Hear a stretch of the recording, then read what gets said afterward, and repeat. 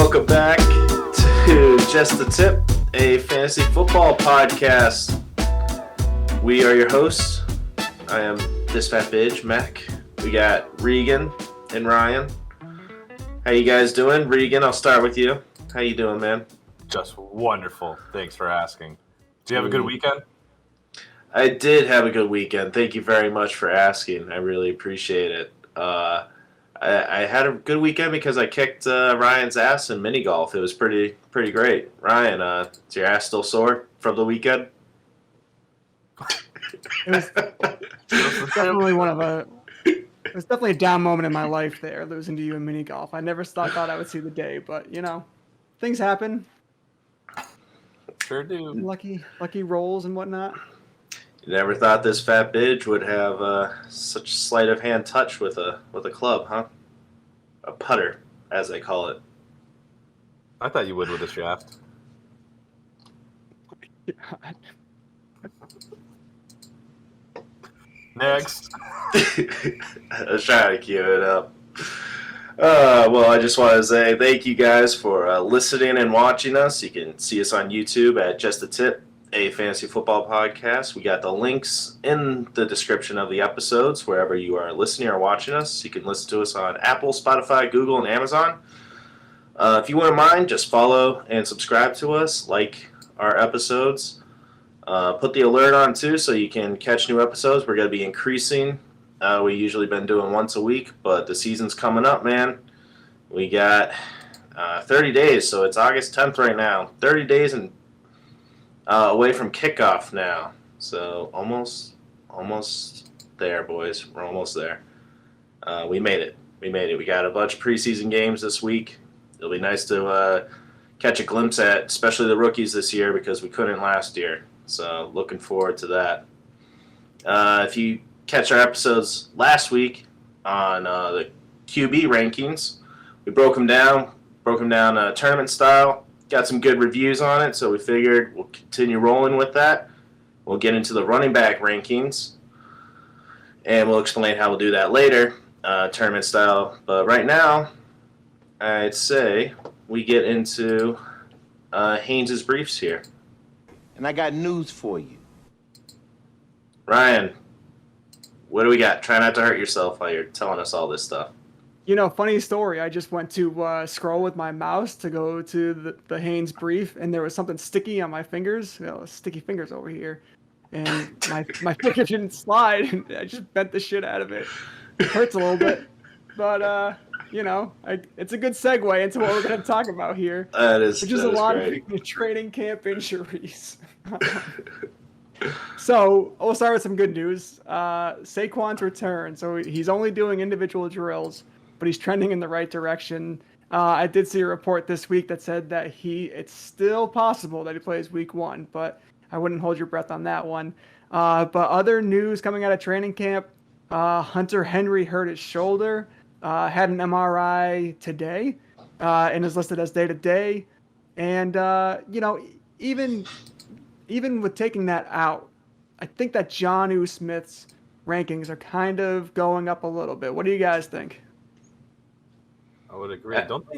Didn't I see him something about playing, like running the ball? Yes. Yes, he heard that as well. He is running the ball in the red zone. Ooh, a little Travis Kelce shuffle pass. Nice. Stuff like that, man. Yeah, it's gonna get fun with him. Ooh, baby. I don't think the volume's gonna be there, but if you want a red zone threat, I would take him late, see what happens. But yeah, Hunter Henry. I'm sorry, Ryan. Hunter Henry, I think he got his MRI yesterday. I think I did a typo there. But yeah, he's listed day-to-day from Adam Schefter. So they say he's going to miss a couple weeks, though. So I don't know how you go day-to-day, but missing a couple weeks. That was a report later this afternoon. So I don't know. Saquon's been day-to-day for like over a year now, right?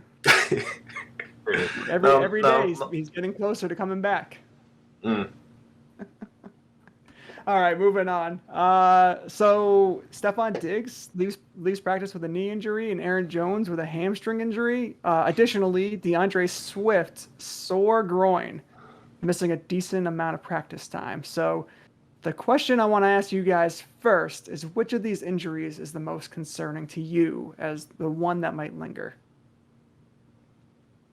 Mac, what do you think? Linger. Nice. Yeah, definitely the most alarming one for me would be Swift because he's missing more time, a decent amount of reps too in training camp.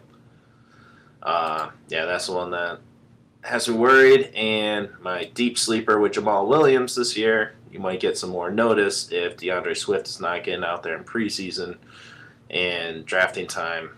His stock might be lower and people might just wait or pass on him altogether. You got any thoughts, Regan? I couldn't agree with you more on that being the most concerning. That being said, with the Stephon Diggs news, that makes me really nervous just because of the capital you have to spend on him in a draft. So, Very, very true. A lot of them are precautions, though. Yeah, just monitor it.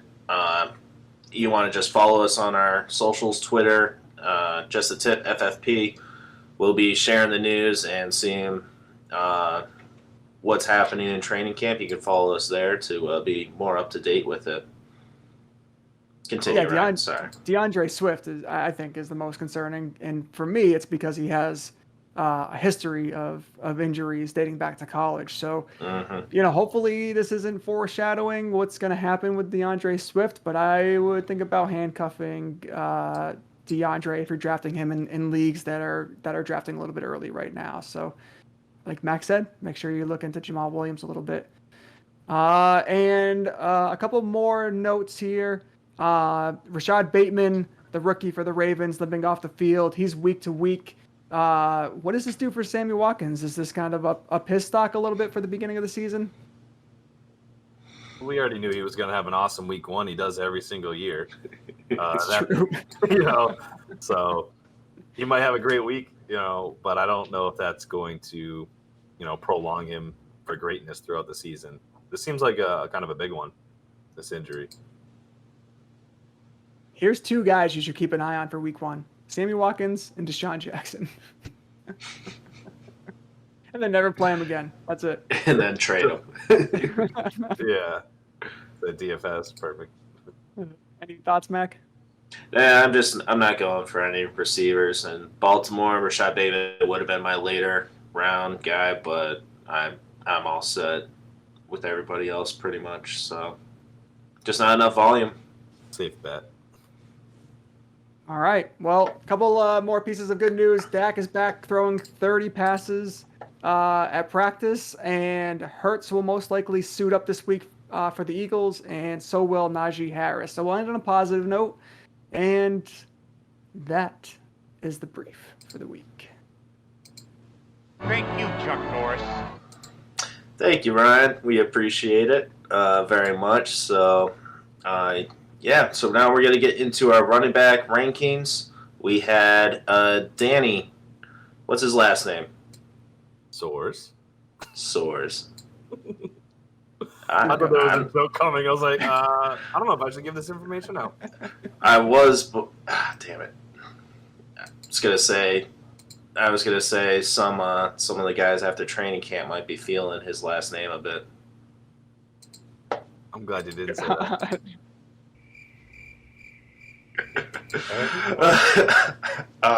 Damn it. All right. Terrible timing. I'm sorry, guys. I apologize. Let's get down to business here. We got producer Kyle who will be popping up some overlays, so we're going to get into the tournament bracket style. Ryan, you want to explain that real quick for the audience, please?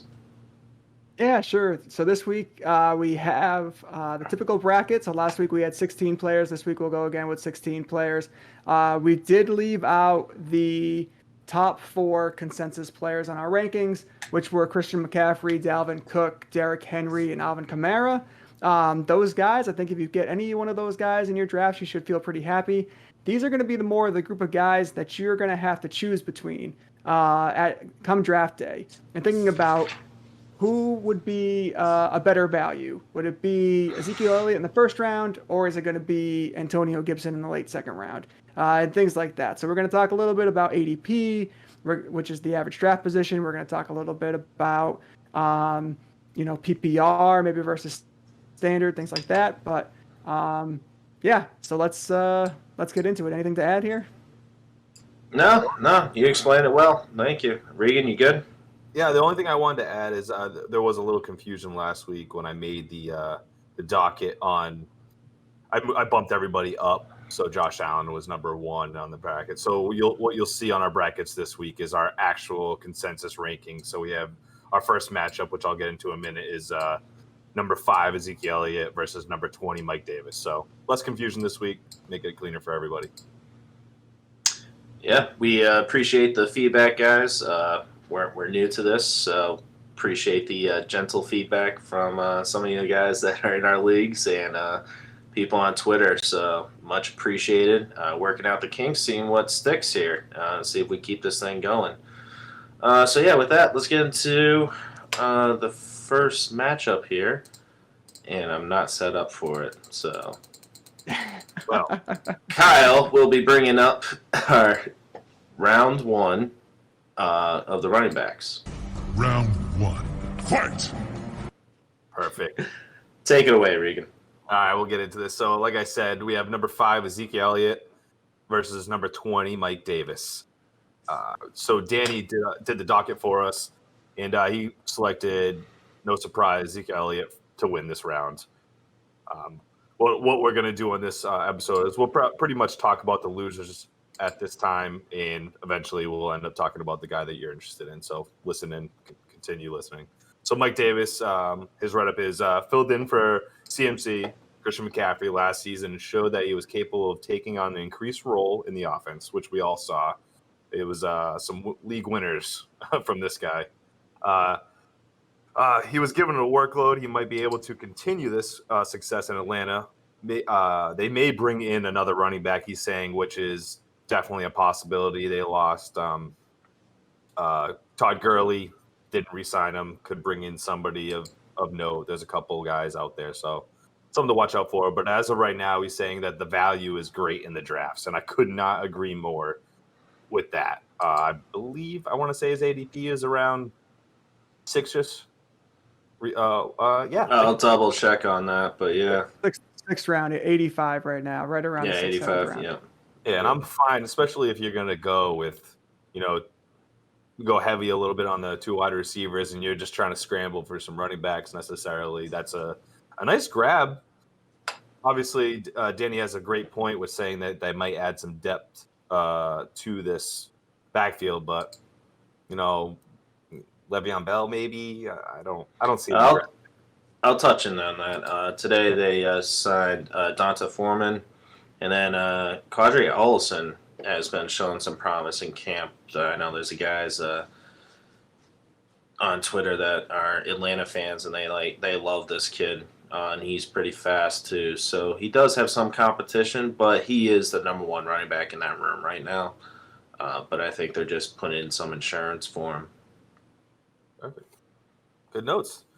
All right, we good to good run? I think the big thing with Mike Davis is the value. So running back 12 last year, like you said, he proved that he could be the running back 1. But here's the big thing about Mike Davis is that most of his points are going to come from the passing game. I don't think anybody they're picking up right now or anybody they will pick up is going to take away his the amount of receptions that he gets. So you think Le'Veon Bell, Adrian Peterson, Todd Gurley, all of these guys. Olsen is more of a big back, third down, short distance back. So these guys aren't going to take away from his volume in the passing game. So make sure that you're targeting Mike Davis late because he could win you a few championships this year as well. Well said. Perfect. Sounds good. All right, let's move on. Who we got next here, Ryan? Well, we got Jonathan Taylor, our consensus 12, and DeAndre Swift, our consensus 13. So this is a tough matchup, but Danny picked Jonathan Taylor to move on. And his notes as to why, I think he's just concerned about the running back room, the committee in Detroit. So he mentions that DeAndre Swift had a decent rookie year. The talent is there and possibly the volume, but you don't know. So it's likely going to be a committee approach with Jamal Williams, lower upside in this offense. And Danny thinks he's going to be more of a running back too. And we already mentioned his injury concerns too. So I'd have to agree here. I have Jonathan Taylor moving on. Mac, anything to add? Yeah, I mean, he after his injury last year though, his snap percentage was around 60%. So I do like that, but with Jamal Williams, I believe it. If he's healthy, it's got to go up. Like he's their future, and I can see Camel giving him more opportunities. Let's see, he only had about 12 attempts per game. I could see that getting up to 15. But yeah, the committee approach. You got to be worried about that. The groin injury, worried about that as well. But I'm willing to take a second or a high third on him. If a lot of people go wide receiver heavy in your league, you might be able to snag him. I think he's worth the chance there. Where we have him ranked 13th in our consensus ranking. So it's also a good strength of schedule for the running game, especially in the playoffs. But yeah, with the running back rotation, I would take caution too. I agree. You got any thoughts, Regan? No, I think you said it well. Where you said, I don't know, even like the second round, especially with this injury, kind of scares me. But the third round, I think he's an easy snag, especially like I say a lot. If you go wide receiver heavy in the beginning, or if you want to go wide receiver strong in the second round and come back around. But that injury does make me very nervous. And then with a good back like Williams behind him, you could easily take at least a lot of receptions away. I believe was one of his stats. He had 9 of his 10 touchdowns last year were all within the 10-yard line. So he does get those goal line carries, which is huge. And I don't think Williams will really take that away from him, but he would definitely take some catches. So something to keep in mind. To that point, I think the problem is they might not have as many red zone opportunities because that offense is very questionable, especially with that wide receiver core. And another note here, guys, Deuce Staley, the running back coach for the Lions, he has come out and said, and this was a little bit a while ago, that he wants there to be a third down back, and he wants that third down back or 3 down back, and he wants them to get at least 25 touches. And I think that's DeAndre Swift. And another note is that guys like Alvin Kamara, who have had lower snap percentages historically, have performed very well. I mean, Kamara was the number 1 running back last year. So although that's important, it's not the most important stat. Good point. No, very true. Very true. All right. We'll see you later there, Swifty. Oh, yeah. You gotta get Swifty. You gotta get Swifty in here. Love it. Unless So you're Danny, you're not very Swifty. He is not getting Swifty at all. Groin isn't. Nope.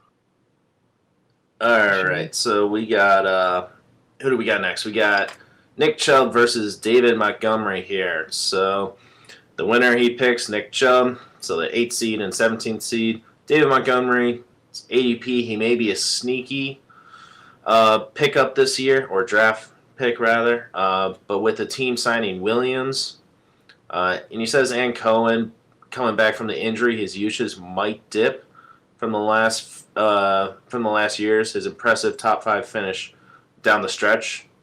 Got to keep that in mind. That was also against weaker defenses as well. So, yeah, David Montgomery, man, he's dropping pretty low.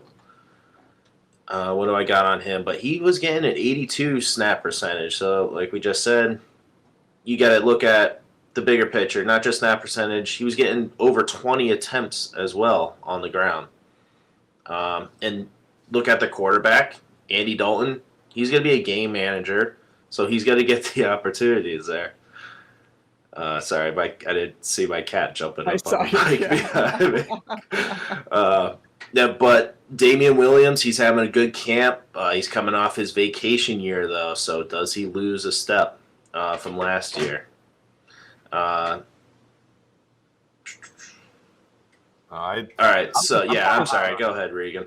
I'm just gonna say I'm kind of high on him this year. I'm just excited, and I also might be still a little happy from him winning me a championship last year. But with these later guys, like we said, Mike Davis, David Montgomery, these later rounds is where I get pretty excited with the depth, and I could throw in, 4 or 5, late running backs and kind of hope for something. There's good value on this guy. And if they give him the workload like they did, which I think it's gonna eat into it a little bit, but if they, he had 310 yards, four touchdowns in the last 4 games or 3 games. Yeah, a guy went off. A guy can play. Well, I'm excited to see what happens. I'll take a flyer on this guy. I mean, he is the running back 1 on the team, so he's going to get the opportunities, and they only have 1 stud receiver with Allen Robinson. So if you can get him as your second running back, totally cool with it. I'm a little nervous of him going as my running back 1, though, with that offense. What do you got, Ryan? I mean, you guys touched on a lot of the things that I was going to cover, but the big thing that I kind of take away from the offseason is that Matt Nagy said he's come out and said that he wants David Montgomery to run the ball 20 times a game. Again, we don't know if this is smoke or not, but it's definitely something worth considering, especially if David Montgomery's going in the 3rd round of your drafts. I mean, he's certainly worth a take. I'm just waiting for Max Cat to do something that's like viral worthy here. That would be awesome. If you haven't tuned into YouTube, you should probably check it out. Hey, Vinny, do a trick. I think he's going to turn on the Peloton and start working out over there. He might. Watch him pedal. No, he's going to jump to the couch soon. All right. Shall we move on now? We shall. I'll get into it. We got number 9, Saquon Barkley versus number 16, Myles Gaskin. Max Bro. So Danny selected, obviously, Saquon Barkley to win this one. Not obviously. But so Myles Gaskin, he wrote, shifty and elusive. Although he didn't get many goal line opportunities, it makes up for it with his targets, which is obviously huge in our PPR leagues. I'll say it for Mac. Just remember, our rankings are based on PPR rankings. Yes. I keep forgetting to mention that. No, that's fine. We all do. It's something that it became the norm now, and if I think standard is the difference, the variation, but that's just me. I'll continue what he said, though. He says, I don't think the Dolphins trust him with the full workload, which can be why they brought in Malcolm Brown this year. They got Gaskins, Brown, and Ahmed, maybe all splitting time, which is kind of scary, if you ask me. He still thinks he's a decent RB2 or a flex. What do you think, Mac? I'll let you kind of figure this one out. Just in general, like, are you afraid, or do you think they're going to give him the number 1 position with all these guys in this backfield? I think they are, but I do get, like Danny said, they do take away those goal line carries, but PPR with the catches, and you obviously think this team is going to step it up a little bit, in the passing game. So. Yeah, I do. I believe they're trying to stretch the field, but I am a little nervous of him just being running back between the 20s, PPR guy. When he scored his touchdowns, they're a breakaway. He had those 2 great touchdowns against the Raiders last year. That was such a great game. I don't know if any of you guys saw it or if our producers stayed up to watch it. It was pretty great. Ryan Fitzpatrick face mask passed down deep down the sideline. It was great. So Malcolm Brown, he's been taking the struggle bus to practice. He's not been doing well. And Salvon Ahmed actually got hurt yesterday. So with a lower body injury. So there's a lot of this happening. So they bring in a lot of depth at positions, and with cuts coming, I can see him rising to the top. He got consistently 65% snap percentage and 15-plus attempts for those stretch of games at the end. The passing game is a plus. I can see him getting 5 receptions per game, especially with Waddle stretching the field and Fuller when he comes back after week 1. I don't know, man. I think they got a good defense as well, so he might have to do some garbage time, rushing, draining out the clock, and might break for a free touchdown. Definitely not a running back 1, but I wouldn't mind him taking him in the 4th round as my running back 2. I go running back 1, 2 wide receivers, and then grab him in the 4th round. I'm totally okay with that. What do you got, Ryan? Yeah, I mean, I think we're all in agreement here, just looking at our individual rankings. So we all have him ranked as a running back too, somewhere in that category, which I think is a good spot for him. I think his sleeper ADP, I'm not sure exactly what it is at this point, but I think it has him going more in like the 5th round or so. So, uh, I think the 4th round, he's a decent value, and if you can get him any later than that, great. This is a guy who, if he does take that role in PPR formats, like he was the running back 8, I believe, for the second half of the season last year. So in 10 games, he finished as the running back 28. So he just finished outside of that RB2 territory, but he only played in 10 games. So I think this matchup with Barkley, depending on Barkley's health, I think Gaskins could sneakily come up and win this matchup at the end of the season. Yeah, right now on ADP, 12-team league, PPR, he is going in the 5th round right now, top of the 5th round. So, Yeah. right behind Kareem Hunt, around Adam Thielen, Dak Prescott, Tyler Lockett. So, if you want to go for a quarterback, you're probably not going to get him there. But yeah, hopefully he stays sneaky because I know Ryan and I are going to be targeting him for sure. I'm not sure about you, Regan. I'm taking him in the 4th now. No, okay. Screw you, Mac. Nah, we convinced him. All right, Ryan, who do we got next? Yeah, so after Saquon moves on there, we have our consensus number 6, Aaron Jones, versus our consensus 19, Josh Jacobs. And the winner here for Danny was Aaron Jones. I think we're probably all going to be in agreement here. But real quick with Danny's note, Aaron Jones, well, he touches on Josh Jacobs here. So he should still get the bulk of the carries, but he's concerned about Kenyon Drake, which I think we're all concerned about that. Taking away opportunity and snaps from Josh Jacobs. He mentions that Jacobs was touchdown dependent last year, which is not necessarily a guarantee to happen again, especially with Kenyon Drake. I mean, those guys are about even with rushing touchdowns. So I don't love Josh Jacobs this season. I think he's a buyer beware. Kenyon Drake and him only were separated by 100 rushing yards, and Jacobs only had 2 more rushing touchdowns than him last year. They both ranked in the top 5 in rushing attempts within the 10-yard line. So, Reeks, how you feeling about this? Stay away, especially producer Kyle. Don't fall. I know he's on your team. Don't waste your time. I'm all set with this guy.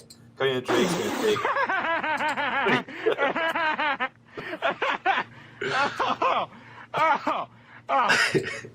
Just keeps going. I love it. No, but well, I honestly I'm nervous. So you just said that about the goal line carries. I already think Drake's going to take away this pass catching from Jacobs. And then if they're both really good at the line, they're not going to take out Kenyon Drake to put in Josh Jacobs because he's just as valuable at the line. So it really is going to depend on who's in there. And I hope it just doesn't become a 50-50 matchup because it's not going to work out for him. I honestly would rather take Kenyon Drake over him for this team. Wow. I would easily take Kenyon Drake. And with For the value of his ADP, you mean? Honestly, even if it was a little bit closer, I still would take Drake. I'm very nervous of Jacobs. I don't know if you guys feel the same way. I have a lot of negative stats over here. I'm not even going to bother reading. But I'll read him. He's a bit inconsistent, man. He had 4 bust games of less than 10 points there and only 2 boom. It was 29 and 32 points. So then he's in the middle of the road. So yeah, if you're spending a high draft pick on him, you got to be careful. The inconsistent, but yeah, he got up in the ranking towards the end there. But yeah, with Drake coming in and a depleted O-line, I'm not liking his situation there. So yeah, he's probably on my do not draft board as well. Like you said, I just don't have a good feeling about this team. They hate John Gruden, the fans over there. They have a whole website of a countdown clock and how much they're paid of and stuff. Oh, it's great. Do they? But yeah, Ryan, dynasty question for you here. Oh no, don't ask me. Yeah, I'm asking, do you regret trading Oh, 2021 and a 2022 first-round picks and Chenault for Josh Jacobs and Robert Tunyon, was it? And a second round pick. And A third-round pick of Third round 2022. All right. Yes. You know what? I do regret it a little bit, but Damn. listen, I am in a win now mode. Like I want this team to win. I have Dobbins, Swift, Josh Jacobs is my running back 3. I'm already set at receiver. I have plenty of depth. I also had 2 first round picks in the last 2 drafts. So I have plenty of youth as well. I'm feeling okay about it, but do I love it? Probably not. It I is a also think- PPR format, though, and you have those running backs that are not catching the ball as much. Did you take a look at my bench? Who did I trade for as well? Kenyon Drake. Oh, okay. how do you So- feel about their? Sorry, go ahead, Ryan. I was gonna say we all have. So Mac has Jacobs the lowest at 24. I have him at 18. Reeves has him at 17. I feel like we all may have him a little too high this year. Agreed. Me saw at that. 24 is too high? I think I'm a little lower. Yours might be the most accurate, Mac. Like I'm feeling like Yeah. he's tinkering on that running back 2, running back 3 edge this year. Agreed. Only time will tell. I was gonna say, how do you feel about their first 2 games being the Ravens and the Steelers? Great. Ouch. Ravens, yeah, the Ravens actually had a very poor rushing defense last year. So I do think I have Jacobs in the lineup for week 1, but I don't know. It's really just like we'll see how he does week 1, and then he might just become my bye week running back. I don't They're gonna be know. playing catch up real quick. Mm-hmm. Just saying. Anyways, I like let's it. move on. All right. Let's move on. We got Antonio Gibson versus Najee Harris, the 11th and 14th seed, respectively. All right, Najee Harris, the winner. Antonio Gibson, assuming injuries are behind him, this is Daniel speaking here, he should have a good chance of showing what he can do this year. He is explosive, and improved offense with Fitzpatrick should lead to more positive game scripts and scoring opportunities. I do agree there. I'm trying to bring up my notes on Gibson here. I do like Gibson as my running back 2. I got him at running back 13 right now. All right. With missing a few games and a slow start last year, I want to see how he will look after his turf toe injury. He says he's good to go. Ron Rivera, 2 years ago when he had him, he's like a Christian McCaffrey. So pretty high praise. I look for his receptions to go up. The problem is it's a pretty much a 50-50 split with him and McKissick. So I'm hoping that should change and he just doesn't beat up on the weaker defenses. But it kept on steadily climbing, his snap percentage and opportunities. And he's a great catching back. I just wanted to see him get more of the opportunities. Ryan, you obviously you agree with this decision, move on from Antonio Gibson, but what are your thoughts on him? Well, I think Danny has Najee Harris moving on, right? Correct. Yeah, I'm sorry. I'm moving on from him. Like, we're leaving him behind. Excuse me. I have him over Najee Harris, Antonio Gibson. Oh. I'm actually very surprised that Danny had Najee going as a rookie. I think Gibson is going to be used more like what Ron Rivera was saying he was going to be used as last year, which is that McCaffrey type running back where he's going to be in often. He's going to be their receiving back. He's going to be their early down back. Like, he had 11 rushing touchdowns last year. And the dude can rack up some receptions. So I don't know. True. I'm a little disappointed in Danny here. A little bit. Hey, Ryan. I have him ranked higher, too. I was setting up there. But yeah, I have Najee Harris ranked 20 and Gibson I have ranked 9. So I'm pretty high on Antonio Gibson. And if I can get him as my second running back, I'm going to love it because I think I'm going to have 2 number 1 ranked running backs on my team. Ooh. And pretty much just give me the money right after that. Anyways. Regan, what do you got? I got Najee Harris at 11. Antonio Gibson at 12. Just pretty close. That being said, so Antonio Gibson had 12 PPR points in his first 11 games. Awesome. He, like you said, he's a great passing downs player. He was converted wide receiver from Memphis. We all know he can catch. So he had 36 receptions, 40 out of 44 targets. Not a bad catch reception percentage, but J.D. McKissick, he's his kryptonite type of thing. Like you said, 50%. That's crazy. I didn't know that's where it was at, and that's scary. That being said, I feel like Antonio Gibson has so much potential, and if they do what you guys are saying, I think he has a possibility to be in the top 10 of running backs if they give him a little bit more. I wanted to say the second round would be a steal for him, but it's really not because you're still really paying for him. And it's quite controversial if he will get all those catches. It's upside, man. I mean, he had Alex Smith last year checking down to McKissick as well, and they were coming from behind too. So you got to take that into context as well. If they're going to build a foundation around Gibson, running the ball more, which teams tend to do with Fitzpatrick, I hope to see that go up. Yeah, honestly, you guys see like how I'm kind of like lost. My concept is really I've come across this in a lot of drafts. In a couple of drafts, I've been mocking them around 7 or 8, and I've been picking between like Zeke or going wide receiver, and then Antonio Gibson, Najee Harris are on the turn. And I think I might have said this on the last podcast. Not to get into Najee Harris too much, I was watching the Hall of Fame game in mock drafting at the same time. And Najee Harris getting drafted late second round, and then at halftime of the Hall of Fame game, he was getting drafted early second round.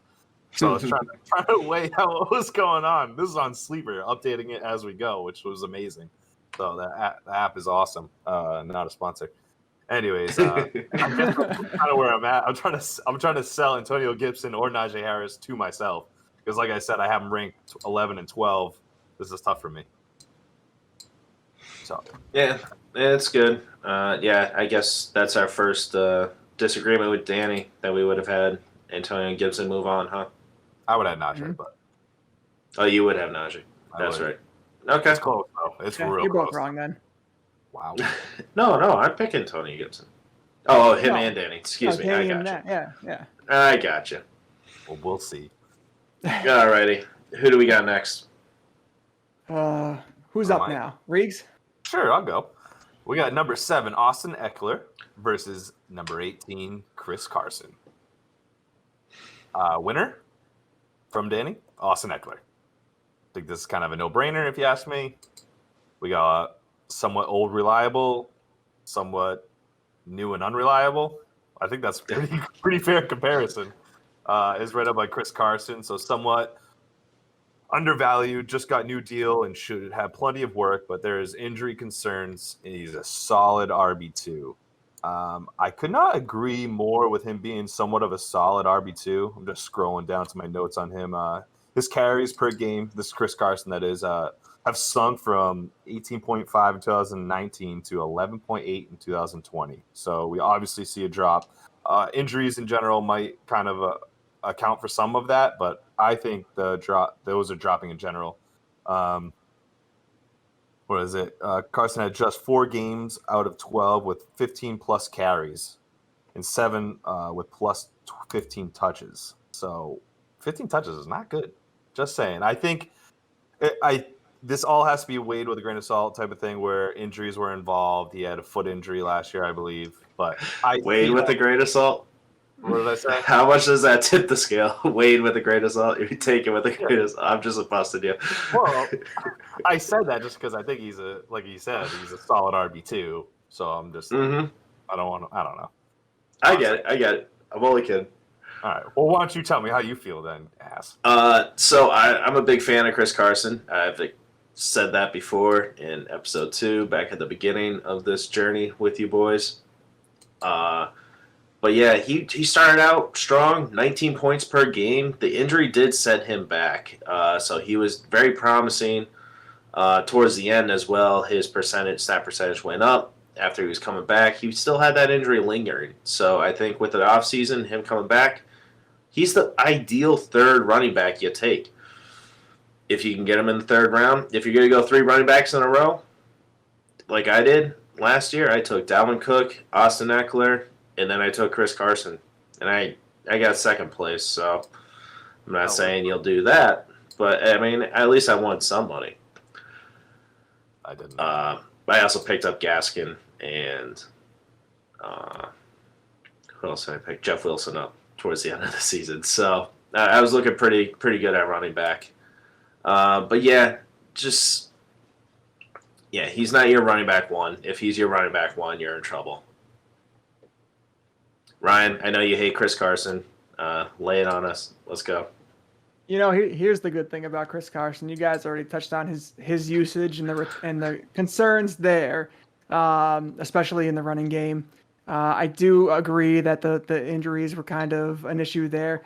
But one positive here, his receptions over the last 3 years have gone up every year. So he had 20 catches in 2018, he had 37 catches in 2019, in 15 games, I believe, and then he had 37 catches in 2020 in 12 games. So if he can continue to be more productive in the passing game, he can get some of that volume up in the rushing game, the running game, then he's going to be a steal.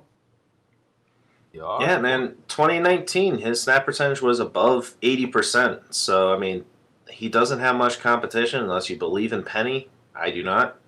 They also have a bad defense, too. So he might be getting the garbage time points at the end to keep the ball out of the opposing offensive's hands, trying to run the clock out. Or like you said with his receptions, might be checking down to try to come back. So we'll see. Did I shock you with that analysis, big boy? You did. You did. I'm uncomfortable. All right, moving on.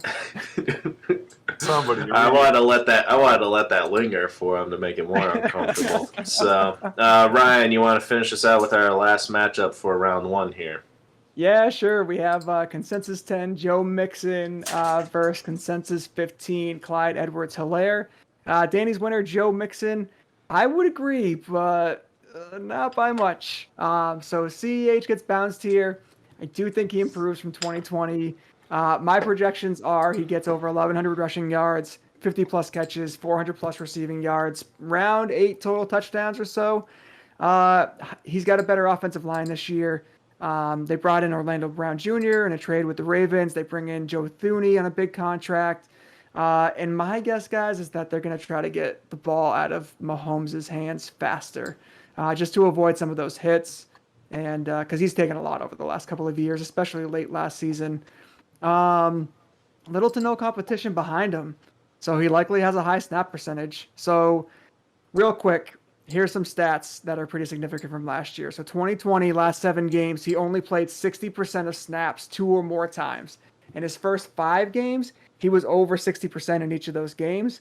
So in his first 5 games in a PPR format, he averaged a little over 19 points per game, and the last 7 was 11.5 points per game. So snap percentage is huge for CEH. So if you see that he's consistently around 60, that's when you kind of want to jump on him. Well, don't literally do that. He's only 5'9" and like $180, so you might kill him if you jump on him. It could hurt him. That would hurt his usage. And then he's no good for you. Regan, you're chomping at the bit. You hate Clyde, don't you? No, I hate him from last year because I put so much value on him. Guy's a jerk.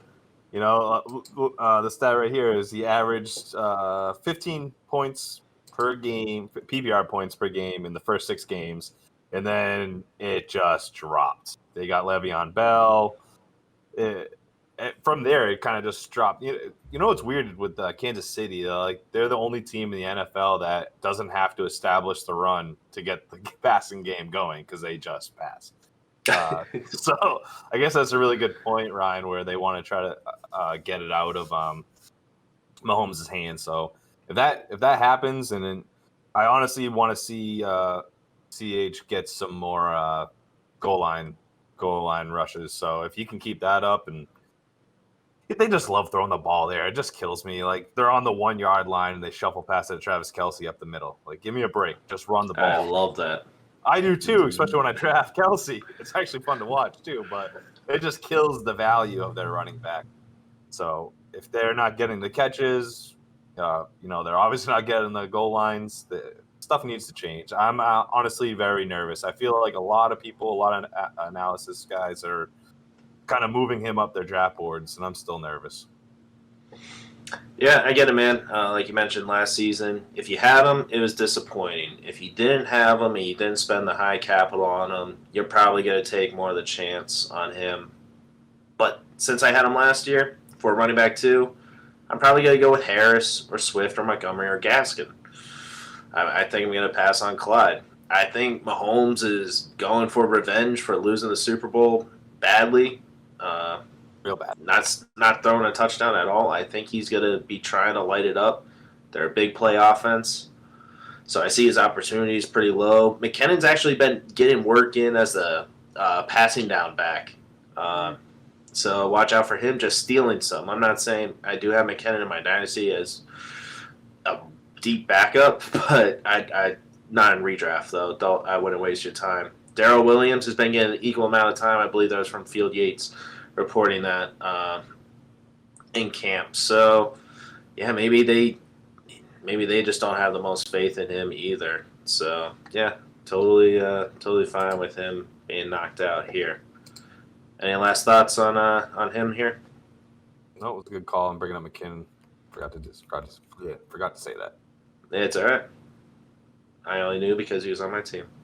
All right, moving on. Round 2. All right. Who's up? Me? Go ahead, I guess I'll go. All right, we got Ezekiel Elliott versus Jonathan Taylor here. All right, Zeke moving on. Jonathan Taylor, his QB and O-line injuries don't bode well for scoring opportunities, but usage should increase. Talented player who should get the bulk of the work. But Hines and Mack will make things frustrating for fantasy managers. Well put. Kind of agree. What was that, Regan? Well put, Danny. Yeah, it was all right. Now, he is sliding down in my rankings personally, and I kind of do see his ADP dropping a bit. But he is the best player on that team, so he's got to have value.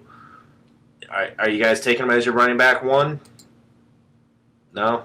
You're shaking your head. It's a podcast. You got to speak. No. I tried that last year. I tried it last year, and I know it was his rookie year. Didn't pan out for me. He was really hot at the end of the season, but yeah, he was. He is. Yeah, he was.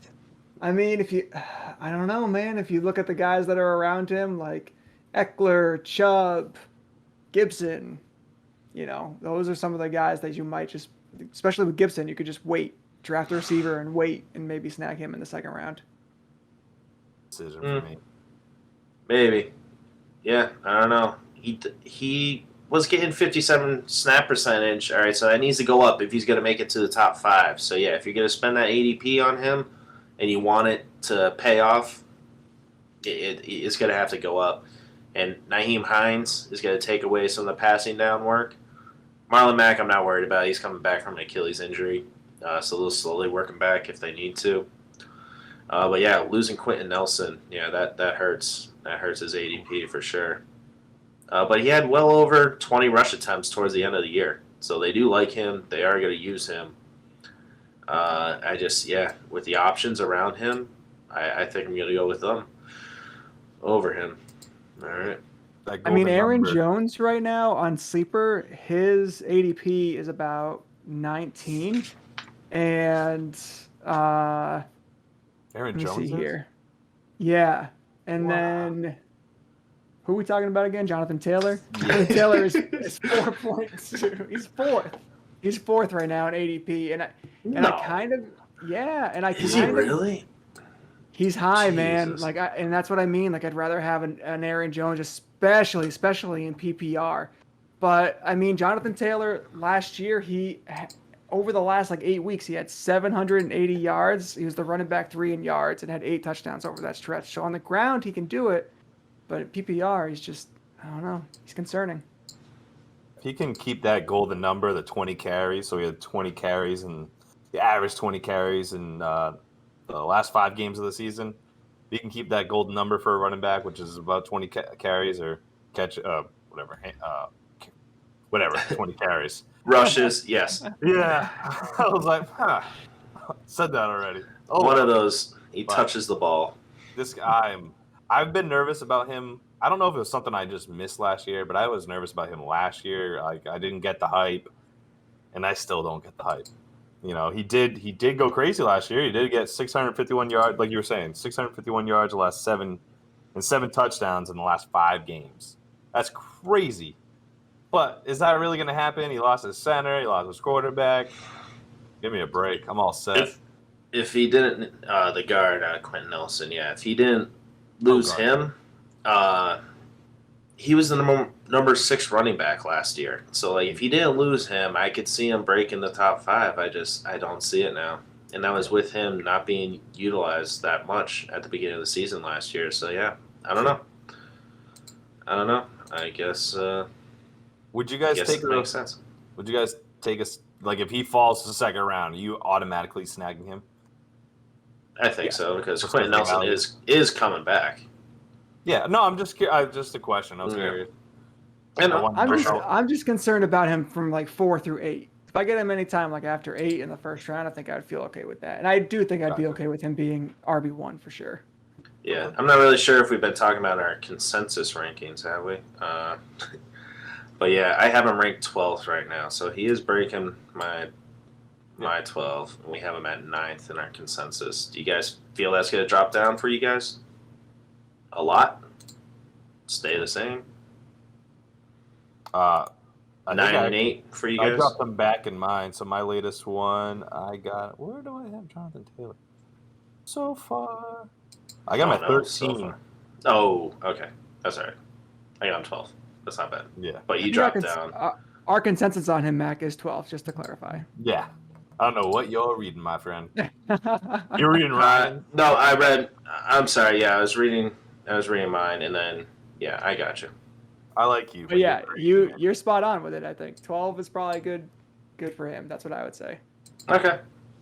Made me nervous. How do we have? Yeah, no. You're right. All right,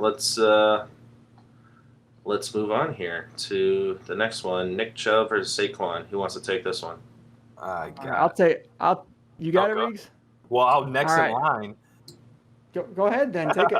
Just Take it away. All right, fine. So number 8, Nick Chubb versus number 9, Saquon Barkley. So this is going to be a close one, guys, number-wise. Danny takes Nick Chubb. So Saquon Barkley, returning from injury but has talent and worth the risk at the back of the first round. I couldn't agree more. Giants have added some weapons, even though they're injured. So although targets may not be there for Saquon, there may be more scoring opportunities. Another downside to that may also be with limited use, usage to the beginning of the season and stuff. So I guess jumping off of Danny's notes, like I just don't see him start. Like even if he does start, he's going to be hampered, or they're going to probably watch him. Today was the first day he actually went to practice, and what'd you say? There was 30 days left. Mm-hmm. 30 is necessarily 1 month to get into football. Well, I'm sure he's in football shape, but back into football speed. I don't see him being whatever. If I can get him later on, though, I don't know if I can pass it up. I could take a bye week on week 1 and 2, maybe. Yeah, tough decision. See if it pays off. I did see some videos of him running out and catching the ball. He does look fast. So he will be there. It's just, is he going to miss 1 week, 2 or 3? I don't know. They don't know. He's probably not. They said maybe hitting the last preseason game against the Patriots, the 3rd preseason game. So we'll see. But I just don't like the Giants in general. So I don't think I want anybody on that team. The poor coaching, making guys retire. We touched on that last week. Somebody Another messed one up the retired, name. by the way. Another one did? Yeah, it's 4 so far. Yeah, it's ridiculous. And then guys coming off an ACL tear, you're always nervous of that, but then people surprise you, man. Is he going to get back to his former self of 2019 numbers? That was running back 10. The year before his rookie year, he was running back 1. Like, it was insane. He had almost 100 catches. But if you're going to see him get back to running back 1, do you trust that and you're going to take him before a 10th overall? I'm not. I just don't want to get burned. So, Ryan? No, I think you in an earlier podcast you said that he could slip into the second round, and I think that's becoming more and more realistic by the day. I will say that I accounted for a 13-game season. I still have him ranked as my running back 8, and in this matchup in particular with Nick Chubb, I think PPR is the difference, and I had Saquon as my winner here. And I have Saquon bringing in 64 catches for over 500 plus yards, and that's going to be the difference. And I think Chubb's going to be somewhere around 30 catches. So in PPR, I still think Saquon outscores Nick Chubb. I'm excited about Nick Chubb, but I'm not very excited about Nick Chubb. I'm just kind of like somewhere in the middle. Your buddy. Kind of Chubb. No. Gotcha. Yeah. Never mind. Moving on. We'll get into some trouble later. What? I'm not getting into any of that. All right. We moving on from that or Let's do anything it. else? Go for gold, buddy. All right. All right. Ryan, who do we got? So we got Aaron Jones versus Najee Harris. And Danny's winner here is Aaron Jones. Correct? What? Yes. Why do you sound surprised? Yes. All right, because I wrote Najee Harris, and I was like, no, Danny, get No. That's it. I already had this guy out. There's no way he's taking down Aaron Jones. Overrated. Bad Danny. But no, I think, listen, Najee, he can and may surpass Aaron Jones in, well, I shouldn't even say that. I don't think he's doing it. I don't think he's passing Aaron Jones. He's got a weak O-line. I don't know how often he's going to be able to get into the end zone. I think any kind of like rushing attempt, he's just going to be running into bodies on that offensive line, especially on the goal line. So for that reason, I don't love Najee Harris. But Mac, go ahead. Yeah, I think people are overdrafting him. Najee Harris, the weak O-line. Sorry, just trying to find something else. Let me bring up my notes here. High draft capital. He's going to get a big workload, though. They obviously they wanted a running back because Snell is not working out. McFarland's not going to work out. Snap percentage will be high. They ranked 27th on rushing touchdowns, 28th on attempts, and 32nd in rushing yards. So they definitely needed to address that. But a bad O-line, I think they even got worse than they did last year. But yeah, checkdowns and screens, so his PPR value is up there. I just think people are a bit too high on this guy. And I think that's your not cat's calling. somebody's calling. Screen's the going iPad off there. in your background, dude. You got like a It's your tablet, bro. The iPad there, yeah. All right. So the problem I have here, okay, is the wide receivers. 3 of them. You got Claypool, Schuster, and Deontay Johnson here. They're ranked between 18th and 26th, depending on what you look at. We'll get into our wide receiver rankings next week. But how much of that pie is he going to get? Or is he just between the 20s are running back? Like, is he going to get the red zone touches and they're going to move with the receivers with the quick passes? I don't know. I just think there's too many variables. I'm out. Am I like the highest? What is our rankings? I might be the highest on Najee. I don't know. Apparently, I have the wrong Yeah, you rankings are. to you guys. Mac, you have him at 20. Ryan has him at 15, and I got him at 11. You guys Yep. disgust me. This guy has so much possibility, guys. We saw like what Le'Veon Bell. He averaged his first 5 years with them. I know the line has changed, and that's my only concern. Even if the line changes, he might not do much with the handles, but he's gonna get the ball. There's no way this guy does not get a shitload of work. Like I was saying, Le'Veon Bell averaged 25 touches a game. The guy has so much potential. I know he's a rookie, but I like I said, I am nervous because while I was watching the Hall of Fame game, he did move up to early second round, and I think that's a little too early. I like later second round. I just surprised you guys don't have that much faith in him. I think he can handle the workload. He got a shitload of work in college. I believe he actually ran with Damian Harris too. on the Patriots. I think that was his running mate. Yeah, he was. That was funny. Harris. That must have got confusing by the coaches. Probably. Nick Saban doesn't even know the players' names anyway, and that guy's a prick. So he just like, hey, you. So yeah, I didn't say anything bad about Najee Harris. I like him. I just don't have faith in the Steelers' offense, the offensive line in particular. That's my problem with it. His future's bright. Like he's a great talent.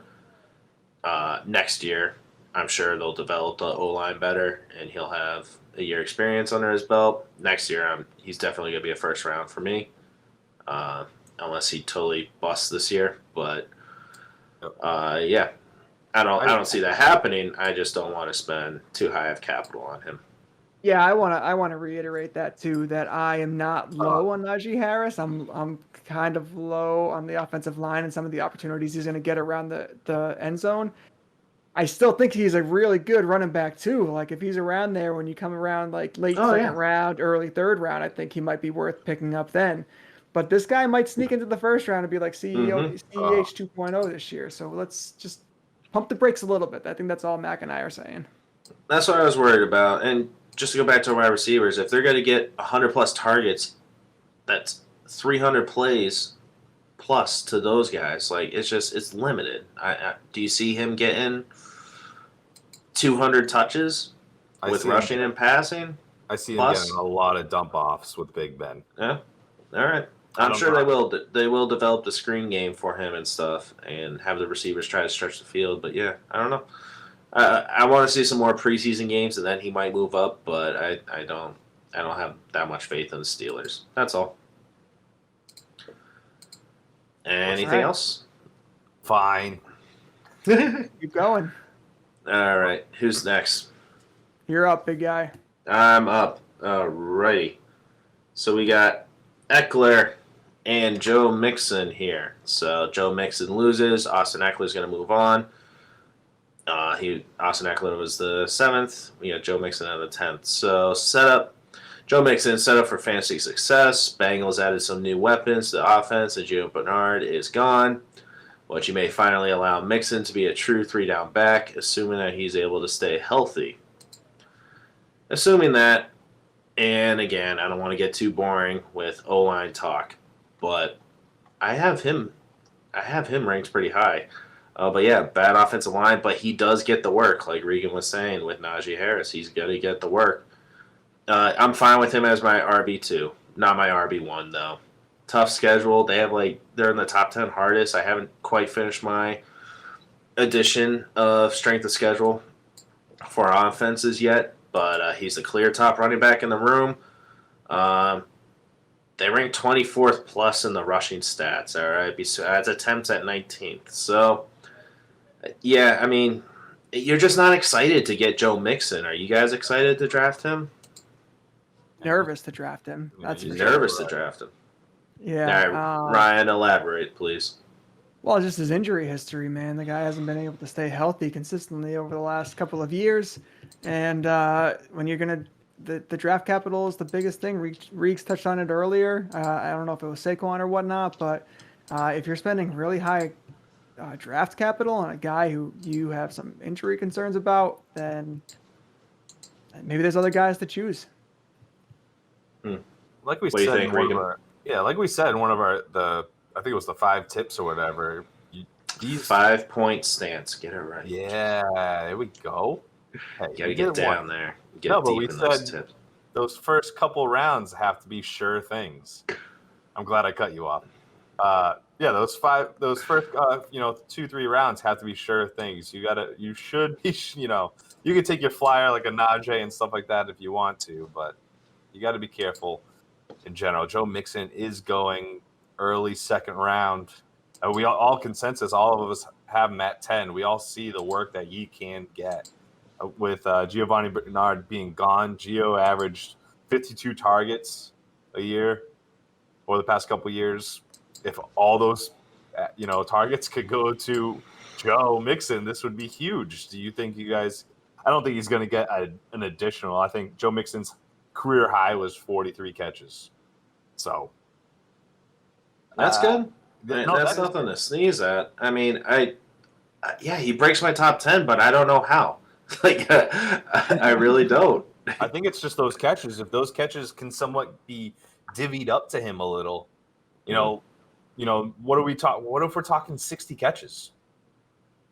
That's Austin Eckler level. That's we're going against Austin Eckler right now, number 7. Yeah. Yeah, I mean, I'm going to take Eckler over him. I'm going to take Saquon. Aaron ranks ahead. I'm going to take Antonio Gibson, who's 11, and Joe Mixon's 12. Jonathan Taylor, I think I might rather take a chance on him for a later season thing. Yeah, I don't know. Yeah, I think I'm contradicting myself a little bit here because I'm comparing him to Austin Eckler and saying Joe Mixon is an injury concern. But I think Eckler's going to have more volume in the passing game if he stays healthy.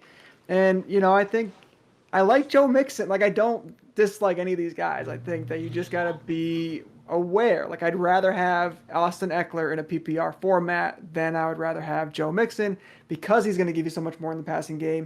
And they probably have the same risk of injury. And I think Joe Mixon averaged, he played, 3 games last year? I think he averaged like 3.5 yards a carry. I don't know what the level of defense he was playing, who he was going up against per se, but it's not impressive. And I feel like him, Melvin Gordon, guys like that, they have made careers out of having opportunity and volume, but they haven't necessarily performed very efficiently. Good way to put it. Yeah, I think he might have played a couple more games than 3. I was going to check. But anyway, Regan, what were you saying? Sorry. I just want him to be good. Me too, man. I had him a couple of years ago, and he helped me a lot.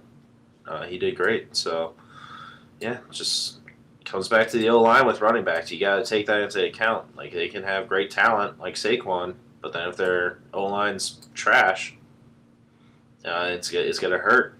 They have to do so much extra to be great. So, I don't know. Should we move on? I think so. Yeah, let's get it moving here. All right. Round 3. Let's cruise to this. All right, so round 3, we got number 5, Zeke Elliott versus number 8, Nick Chubb. Danny has Zeke Elliott moving forward. So Nick Chubb, likely a top 5 running back if Hunt wasn't in the mix. Reliable and consistent workload, but limited by his role in the receiving game. More valuable in standard scoring leagues. Added bonus. Endless opportunities for great fantasy team names. You gotta love Danny and his little pun, little quick jabs. That's awesome. That's a good point. There's always some good team names with that guy. I think Danny said it best though, and I think that's really the only note I have because this guy Nick Chubb is so consistent through these seasons, and he's just a workhorse. But with Kareem Hunt there, Nick Chubb had 27 receptions in 20 career games. But that's really bad in a PPR league. That's horrible. So it's not bad. It's just not his game. Yeah, well, every single, other than it's pretty much between Nick Chubb and Derrick Henry, and people try to compare the two, and Nick Chubb just doesn't get that amount of those carries. He doesn't get the work like Henry does. So I really like Chubb. I think he's, like Danny said, he's very consistent, reliable. This is necessarily, other than the injury he had, I believe, was it last year, he's somewhat of a sure thing. And if he can stay healthy, he's going to get you those good points. And let's hope he gets a couple more catches. And if he can, he could be up there. He could be a top 10 to 5 back if he gets a little bit more catches, if you ask me. Yeah, I think so, man. During, 2 weeks ago, he signed on the dotted line. Here comes the money. I just wanted to play that drop. Quite all right. So, yeah, it's a 3-year extension at $36 million. He got a $12 million sign-on bonus. So, they're invested in him, man, and he wants to be there. They got a great, tremendous O-line. All right, last time I'm going to bring up an O-line. Excuse me. Sexy schedule. Run first team. I know. I lied. All right, so he was on pace for 20 touchdowns after his injury. Doesn't catch the ball much, so that is his weakness in the PPR. So I get it. But if I'm in the middle of the first round, I'm glad to take Chubb. Consistent points. Not so much of the boom, but I like the consistency. So I rather go with the boom on my receivers and a consistent running back. That's just my personal preference. They also are ranked third in their division. So they're going to be facing the third best teams in the other divisions on their schedule this year. So that's another thing. You're going to be facing some not easy matchups, but some team-friendly or offense-friendly matchups, I believe. Brian? Yeah, I mean, in PPR formats and bringing it to fantasy, I have Chubb the lowest at 11. I still think he's a running back 1, but in doing my rankings, I have him having 1,500 plus yards, 10 plus rushing touchdowns, and I have him having 32 catches and like 250 yards receiving, which I think is very realistic. And he still lands at 11. So either I'm overvaluing other guys, or in PPR formats, that amount of yardage just doesn't stack up. And Freak said it, like he's got Kareem Hunt behind him compared to like Derrick Henry, who has Darrington Evans behind him. So Henry is going to get more of a workload, which is why he's bumped up the rankings. But the competition there is going to hurt Chubb a little bit. Good point. So with Chubb, he ranked 11 last year, and that was with missing the 4 games that he missed. And I think if he has those 4 games, he's breaking the top 10, obviously, and Kareem Hunt's not ranked top 10 last year. I really don't think it's that much of a competition. I think he's more of a compliment. So if Nick Chubb stays healthy, I don't see Kareem Hunt being a factor this year. That's just my opinion. Kareem Hunt was getting around 40% of the snaps with Chubb out there on the field. And obviously when Chubb was gone, it definitely increased. He made some great opportunities. So when they're passing, they need Kareem Hunt. He's a great pass catching back. So I do get it. I don't take too much stock in what Kareem Hunt did last year by himself without Chubb there. I don't see it much as a competition, more of a compliment. Well, I think more of my point is like Derrick Henry and Nick Chubb are the 2 most fantasy relevant running backs that do not produce a lot in the passing game. And the difference between those 2 and the reason why Derrick Henry is so much higher is because Kareem Hunt is a much superior running back than Darrington Evans is behind Derrick Henry. Who? So he is going to take some of the volume away from Nick Chubb. Exactly. I still think Nick Chubb is going to rush for over 1,600 yards, so that's nothing to scoff at. And yeah, He's got to break 2,000 yards this year. Well, that's probably why you have him at 4. possible. Mm-hmm. Ballsy. Anyway, Regan, you got any more thoughts? You good? No, I'm good. Let's move on. All right, next one. You want to take this, or who was next, Ryan or me? Was it me? I don't know. I'll take it. You I've go, been please. doing Aaron Jones the whole time, so I'll just Yeah, please go. I like it. Aaron Jones versus Austin Eckler. Winner here. Danny has Austin Eckler. I myself had Aaron Jones. So Aaron Jones is coming off. He was coming off already an incredible season in 2019, going into 2020, and he solidified his place as a true running back 1. He had over 1,100 yards, 9 touchdowns on the ground, and he contributes in the passing game. 47 receptions, 350 plus yards. I think with an aging quarterback, he probably only gets more opportunity. And if you're going to get this guy in the 2nd round of your drafts, which is a possibility, or at very end of the 1st round, I think that's a steal. Mac? Yeah, for sure, man. I mean, they just paid him the money too. I won't play the drop again. But yeah, they're gonna utilize him, man. They got a good offensive line. They set up the play action. Why am I talking about Aaron Jones more? Because he's got Because Austin he's Eckler lost. going. Because he has Austin Eckler moving on. Excuse me. Yep. That is why. So I think sometimes you might have to think morale is low with Green Bay as well. I have them ranked back to back. Sorry, so I just want to make sure I was doing it right. But yeah, I don't think Green Bay is going to be that dominant this year. But if any running back who is ranked outside the top 5, who's going to get into the top 5, it's him. So yeah, top 5 running back the past 2 seasons, but we still keep ranking him outside the top 5. So I got my cat scratching at the door. So excuse me. Continue, Regan. So, Ryan, I think the one thing I really want to bring up is it's really possible that Aaron Jones gets a lot more of the passing game. I know we've touched on it, but with Williams gone, Williams, they had over the past 2 seasons, the Packers have been in the top third in the league with 268 passes thrown to the running backs. So the top 3, they throw the ball to the running back. We know this. Williams commanded 80 of those targets over the 2 years, so 2.9 per game. So that's 40 catches a year that they have to divvy up. I don't think AJ Dillon's really that pass savvy. I don't think he's going to be catching too many. So the only thing with AJ Dillon that scares me is the goal line rushes. So I think this might.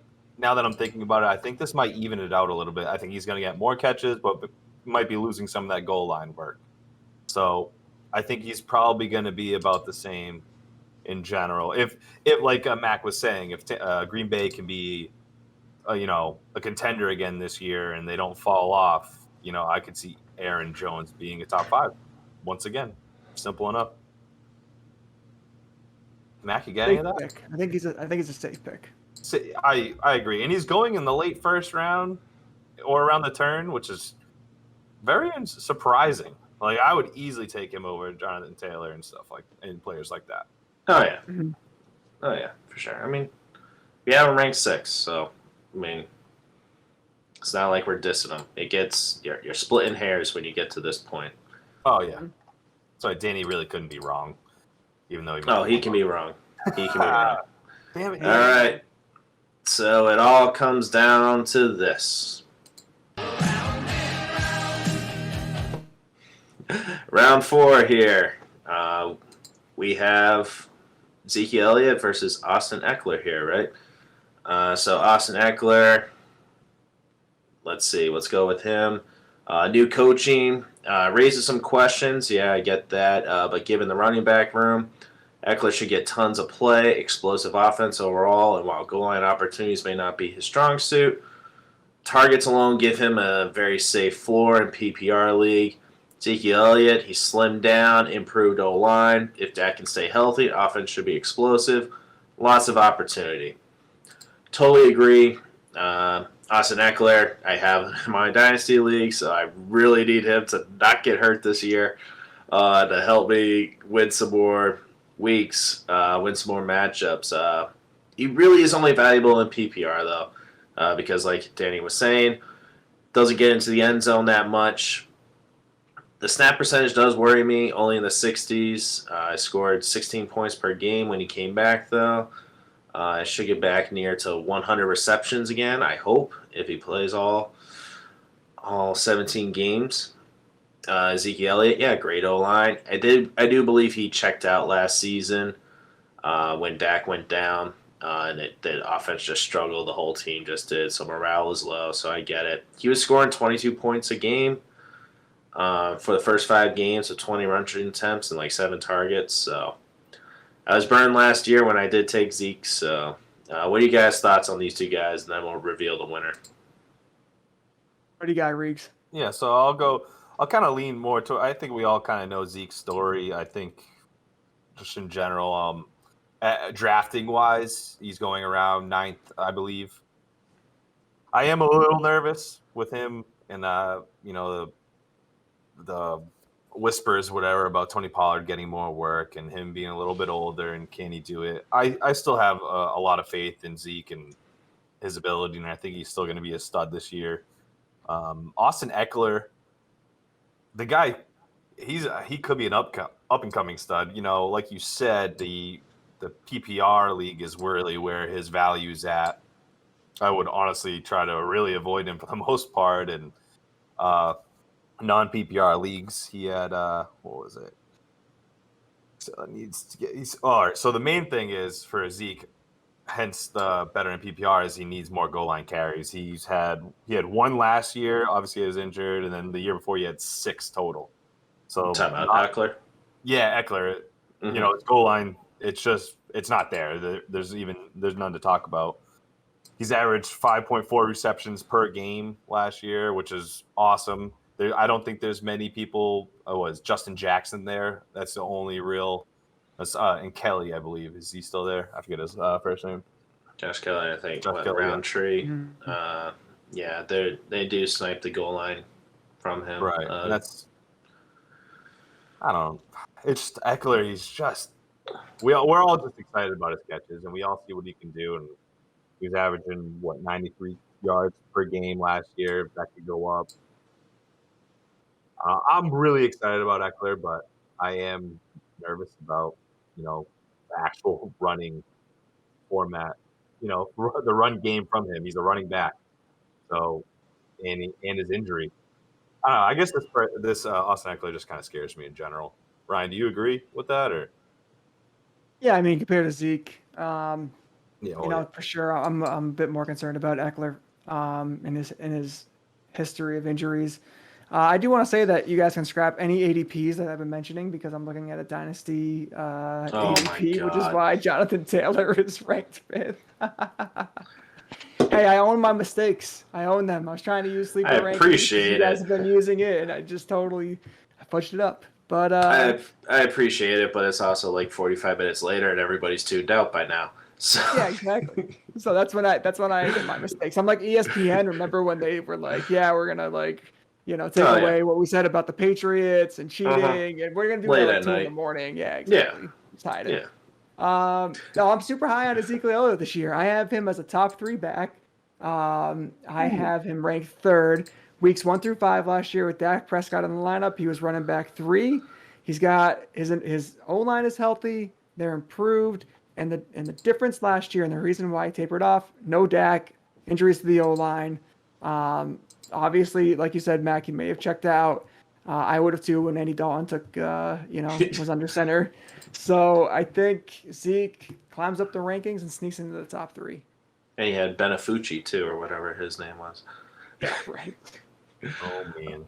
All right. Yeah. So, I think this is an easy winner. and who's let's see. And they're fighting. All right. And Zeke here. Fatality. With the fatality win. I was just looking for the drop. I was like, we're really going to commentate this right now? Yep. So if you can watch on YouTube, you can see how our tournament bracket is laid out. We got Zeke winning here. Pretty easy, I guess, with the running back breakdowns here. It's still a fun way to put them in context and see what we're taking. And I guess we all believe that Zeke is going to be bouncing back with Dak under center. So 20 PPR points with Dak. Yep. So Daniel, we appreciate it. Damn, Daniel. Good job, man. Yeah, I don't know. Any final thoughts on our tournament here? Nope. Good stuff. I'm liking this. It's a little different. I hope everybody else is enjoying it. And like we said last time, please give us your feedback on this and tell us if you like it and if there's anything else we can update, like I did with the numbers this week. So always critiquing and always getting better. So please share our tips and send some tips back. Yeah. We There you love go, taking draft. tips too. Draft time's getting closer. If you guys have any questions about who to draft, where to draft them, things like that, just hit us up on our socials on Twitter, Facebook, Instagram, wherever you're on the most, and we'll answer those questions for you. Yep. Link is in the description. Much appreciated. You know who really appreciate our tips is your mom. So send our tips to your mom, please. 2 fantasy football. All 3 of them? Wait, our moms? Yeah, all No, 3 of them. No, gross. 3. Oh, what? Regan, go to bed. Oh God, I'm uncomfortable again. Thank you, producer Kyle. Thank you, guys. Thank you, Danny. Appreciate it. Have a good night. Well, Dak, here's the deal. I'm the best there is, plain and simple. I mean, I wake up in the morning, I piss excellence.